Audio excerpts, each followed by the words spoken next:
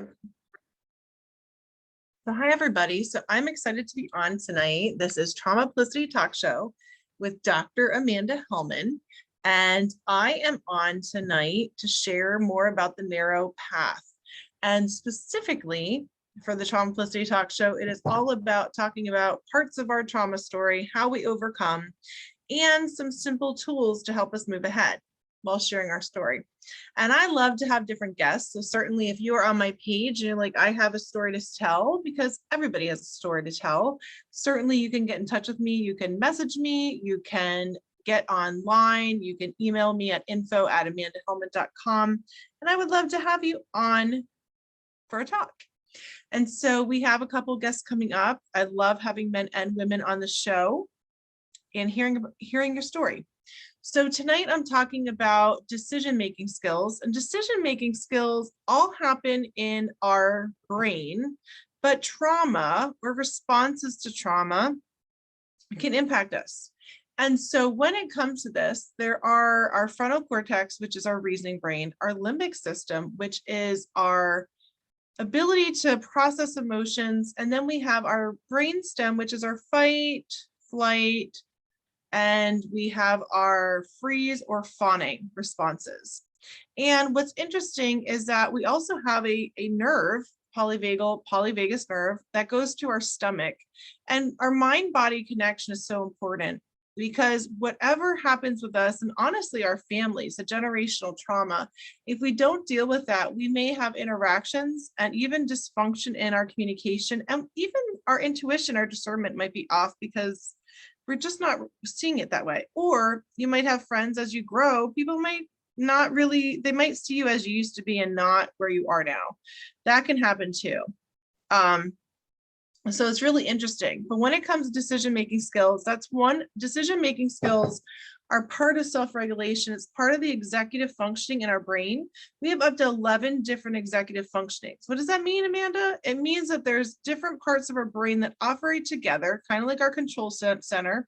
When you have airplanes going out, you have control center, kind of seeing what's going on out there. And so executive functioning is that. It's helping us operate with time management or impulse control, or our ability to have planning and prioritization, organize, figure out different problem solving skills, metacognition, one of my favorite words, thinking about our thinking, self-regulation, understanding even our self-awareness and monitoring of what we do. And there's so many different ones, like sustained attention, focused to tasks, working memory.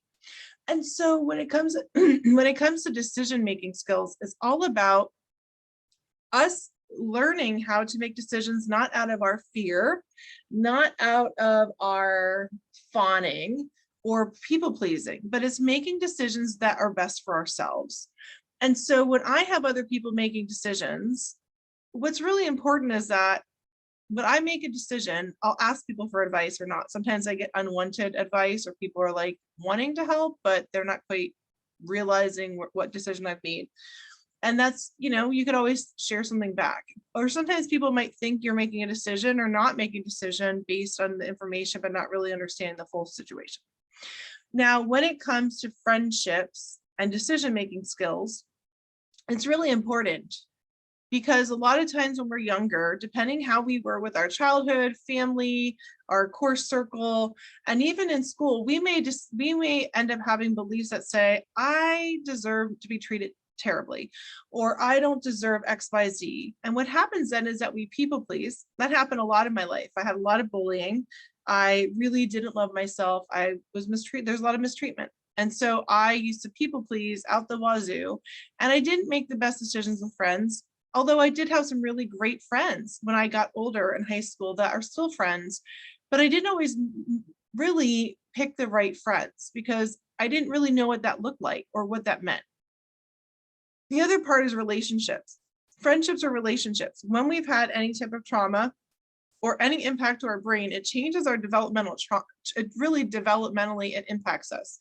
So we may pick people that are similar to us, that again may have similar needs, Or sometimes we bond with people that, again, that can relate to us. That usually happens, but sometimes it's not healthy. And sometimes we relate to people that aren't healthy, where they see that we've had pain. And then in that friendship or relationship, all of a sudden, it becomes more about what we can do for that person. It's not give and take, it's not reciprocal. And sometimes people can hide this. So sometimes you may have not necessarily dominant, because dominant is not a bad thing, or influential, meaning in a healthy way. Some people are just like, they like to be leaders, and that doesn't mean anything horrible. But there can be unhealthy dominant, unhealthy influencing, unhealthy, because our heart is essentially the stepping stone to understanding where we're at. And in my lifetime, when it came to decision making for friendships or even relationships, I didn't do a great job, especially when I was younger. I really didn't know what it meant to have good friendships. I felt like I always had to give, give, give. And I didn't know how to give and take. I didn't know how to really receive, and meaning in a healthy way, like that. My friends, like we would do something, I would do something for them. And so that's really important to note. The second part about healthy friendships and relationships are that you want two people walking together in the same way is healthy. At times you may have people, honestly, in a lot of relationships, and I look back, and even a lot of relationships now that I see, and it's not judgment, it's just the now knowing healthy relationships. If there's not been healing, people are codependent. It's how relationships, you're spending a lot of time with people, but codependency is when you're looking at somebody else to provide for you, that something that you alone need to know and be able to handle in your own life and for yourself. And so when we're dependent on others in an unhealthy way, it becomes imbalanced. And when you have people that are with, there are a lot of times people are together because there's trauma bonding, or their identity is in them, their identity is wrapped up in unhealthy things, so they can relate to unhealthy identity beliefs about themselves, or they can relate because they both have the same traumas, and so it isn't really truly the person they're called to be with. But you can do that. I've done that in my lifetime, and sometimes people are just doing that because they're lonely, so they're not really with the person that they're called to be with. Again, we all have our own journey. We choose to do what we want to do, and to actually be with, it takes time to heal and be with a person that is healed and emotionally available, a person that actually wants to heal and wants to grow and evolve, and people that actually want to step out into what they're called to. And we can't actually at all, at any time, ever force somebody to choose to change. They have to want to change. And in my lifetime, I always want to keep evolving and changing. I always want to continue to grow. Now that's my personal belief, that's my personal standard, and that's my personal value. I can't impose that on anybody else. But in my lifetime, I have been in relationships that have not been healthy because I've not loved myself, I have not valued myself, and I have not used my voice. And using our voice in friendship and relationships is the big C word. People get so scared with conflict, but in fact, conflict doesn't have to be horrible. Conflict is really us using our voice to say how we're feeling at the moment, and having somebody else hear us and be able to communicate back, affirming us, being able to ask questions, and accepting or owning if something was not healthy. A lot of times in families, if we have families that have secrets or secrecy or ongoing using, like I have people in my life now, right now I have a lot of balance. I've give and take people. At times there's some people that I just know, like depending on their journey, I can see myself where they are. I have a lot of compassion. And in healthy friendships and relationships, we're all in different places and different journeys. And I've learned how to see somebody where they are and know where they're going. But I also am aware that sometimes in relationships, we look at potential. Friendships, sometimes potential, and it can really impact us because we want someone to be somewhere where they're not. And often it's allowing them to heal, but sometimes we wait, or people just get together. Like, I need this other person near me. And it's not that. To me, I feel like relationships and even friendships are built on that mutual trust, mutual respect, mutual honor, and that you're able to share in each other's lives. I really think is important. I'm able to share in different people's lives and talk or ask questions. And if it's uncomfortable, still be able to do that. Because if you're not able to reflect or provide input or even talk to another person and they're not receiving it, or you're not able to share and be open, then it's not a safe relationship. Safety is a huge key for friendships and relationships. So for example, growing up, I didn't really have a lot of safe friendships. In fact, I just didn't. I really was more quiet. I really wasn't quiet though. I said I was quiet, but I'm really not.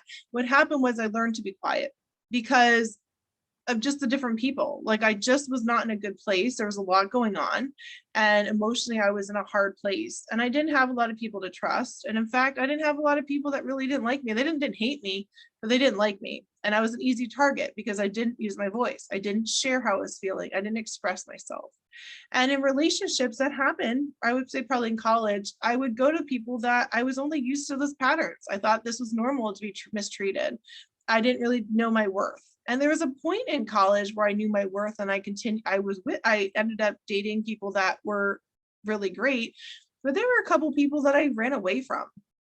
In fact, I ran away because they're actually trying to treat me well. It was scary because it was opposite of what I was used to, and it was confusing me. It was actually confusing to be treated well because I didn't understand how to treat myself well. I didn't understand how to teach other people how to treat me well, and I didn't have those healthy boundaries. And in any and so there were relationships where I didn't have that. I'd give and take. I had people, even relationships that were not healthy, and I learned the hard way. I learned the hard way because I gave and they took, and I gave and they took. And that was really hard to do. And I am a person that loves to connect. I'm a connector. So how did that impact me? Well, being a connector, I want to connect. I want to belong. I want to be in community. And that was different because I really couldn't be myself. I couldn't show up as myself. I didn't even know who I was. Now I do. And I always was there. I just was hidden. And I hid. I allowed myself to hide. I allowed other people to hide me. And I really didn't show up in the friendships or relationships like I could.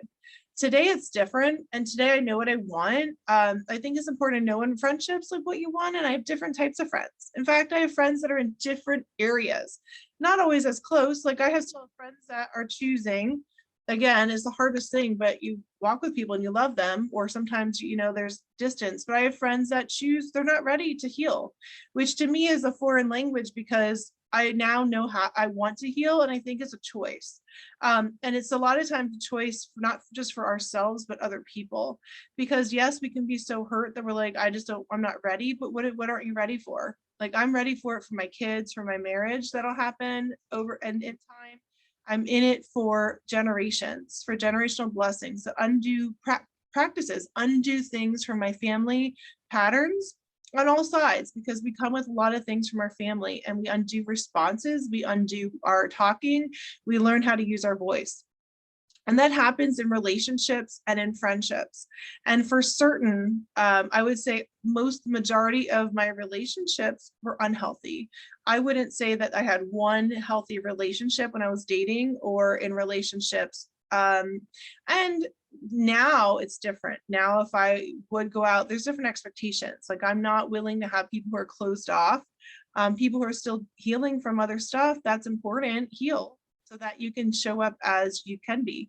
And I'm also, when it comes to friendship, it's healthy to have other people who are willing to heal. I can't be on your journey for you, and everybody heals in different times, but I love when I have other people that are going that deep. Now I have other friends that don't understand, and that's okay. You're going to have people that are on different journeys than you. And sometimes that can feel lonely when you're in the deep healing journey. But I want to encourage you that when you're making decisions, and the decision making for friendships and relationships, there's a couple things that I say. A, know your values. Your values are going to be different than perhaps that person, but they should be pretty similar. I have certain values. My faith is a huge value for me, and I'm not willing to shift that. It's a huge part, is who I am. My identity is a daughter of God. That's completely my first identity. Everything flows out of that, and God had to do that. And so I know that I'm a beloved daughter of God, and everything and who I am is that. And the second part is I know with my faith, like there's different values I have. Now, my husband and even like my children and different people may have different ideas. But for me, what's really important is knowing my values, what I think is important, how my values for communication, my values for friendships and relationships. And even whether it be a relationship or a friendship, being friends, even a relationship, is key. Like, people are like, oh, like being your best friend in marriage is weird. No, I actually think that's important, because at the end of the day, you don't want to hurt your best friend, but you also are not doing something on purpose. Like, it should be something that you're both talking and communicating, and it's healthy. And so I value, there's values that you need to know what you have values for. What are things that are really that you can work through, and things that are like, it's not going to work. And it's important to know that. And even for friendship, like, I have values for that, give and take, things that I've learned over the time, decisions that I've had to make. I make decisions to talk to friends, or decisions to say, this is not healthy right now. And before, I was not good at that. I used to always run to people's rescue, or be like, oh, let me help you, at the expense of myself. That's not who I am anymore. I still help people, but I really love myself. I take care of me, and I take care of other people. It's equal. I equally love myself and other people. I don't think it's more. I don't love myself more. That's not my camp. My camp is, I love myself like I love others.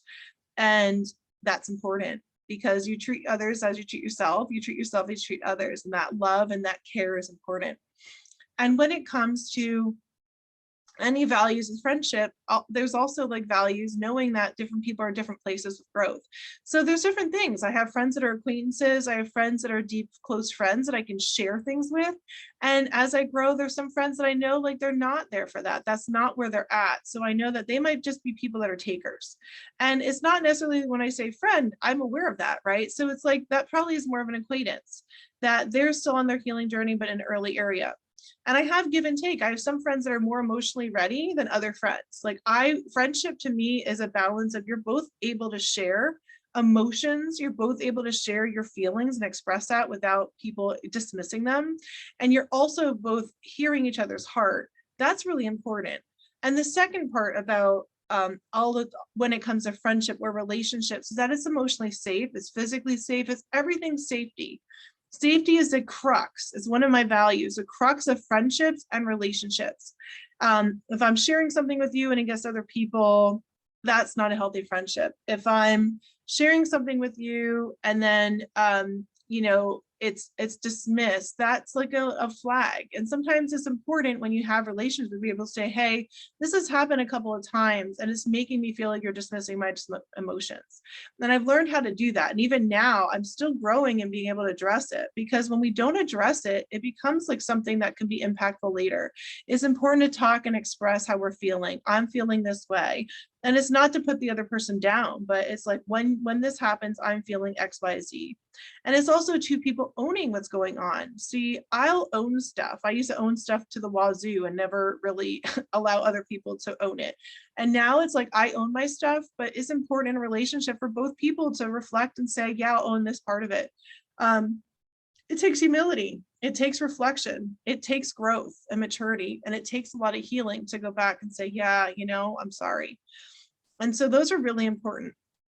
And so over my journey, I've learned how to have more humility when it comes to relationships, how to speak and express myself, and also how to deal with things and have boundaries, even when to break unhealthy family patterns, unhealthy things, and share, this is how I'm feeling, this is how I'm thinking, this is what's going on.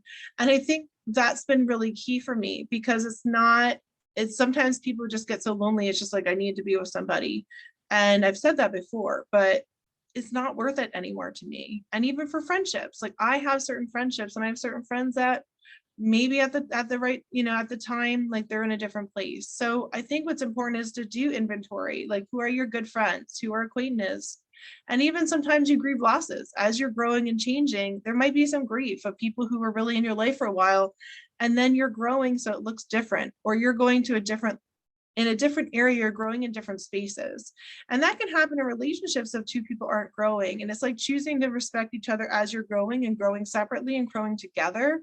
And that takes a lot of communication. It takes a lot of humility, and it takes a lot of wanting to understand each other and wanting to learn some things for yourself. And the biggest relationships it's give and take. You're hearing each other, you're talking to each other, and you're moving forward. And so I hope that a lot of this helps. These are just some things that I've been working through and thinking about. So I'm hoping that some of these things help you when you're looking at friendships and relationships, and knowing that as you continue to just grow and focus on you, then you'll be able to heal and you'll attract the people that are healed too. And it's not like, ooh, you have to be like on my path. One funny thing is that as I was growing, I think it was a few years ago, I was like, oh my gosh, like my husband's going to be like going in this deep healing journey. And, you know, there's so much stuff. And God's like, I know how to, he's on a different journey than you. And the way that he's going to heal and the way that I'm healing him looks different than you. And I had to understand that it's true. Like when you have a marriage, you have women, and we are very much into like the nurture, and it's not like both people can, but we are like the emotional part. And for men, a lot of times it's like, what are you thinking? And for men, like they're still thinking, there's healing, but it may look different as they're learning how to express their emotions, which is very important for men to express their emotions and to have healthy masculinity. And for women, with that healthy femininity too, I think that they're both sides. But when you're having that marriage, you're having two people that are healing, that are bringing different stuff and want to heal, come together and talk and communicate and be real. It's literally like, I think about, I'm a woman of faith. So even in the garden, Adam and Eve were there. They were healthy. And then all of a sudden shame came in, and then they started blaming. There was blame shifting. There was not healthy relationship. And what happened was they started to lose their identity, and they had shame about who they were and what they were talking about. And whenever we have shame and we don't address it, you have two people that there's blocks to a relationship, because shame can come in many different forms. So when we have friendships and relationships, it's important to understand that shame can be impacting us, how we respond, how we shut down. And there's so many things. So some of my things is identify what is healthy friendship for you, what's a healthy relationship, what are your values, journal about it, make sure you know, make sure that you're clear with communication, practice communicating, practice using your voice, know what's healthy and not healthy. A lot of times we have responses and we just let it go, and it's not healthy, and it's impacting our relationships. Also know how to use your voice and know when it's not healthy. There's healthy lines out there. So it's important. You can care about a person, but you can't make them change. So you can love them and hope the best for them and know that you still want to grow and change. So finally, for friendships, the same thing. Making sure you have healthy friendships as a give and take. Sometimes we're busy, but can we both pick up the phone, or it's give and take? Sometimes I used to always run to other people or constantly call, and it's like, that's not it either. It takes two people. It always takes two people willing to put in effort, whether it's friendship or relationships. So those are my tips for tonight. My encouragement is you're amazing, you're wonderful, you're valued, and allow yourself to be loved and love yourself. Learn to love to spend time with yourself, because you're spending time with yourself 24/7. And it's important to be with other people, but if you're scared to be alone, then that's an indication there's healing needed. Take care, everybody. Make sure you join next week. We have 7:00 p.m. Eastern Standard Time. Either it'll be myself, but usually I have a guest. So welcome to Traumaplicity. It's a show to empower other people to share their story, share tips of their healing journey, and encourage you. Bye.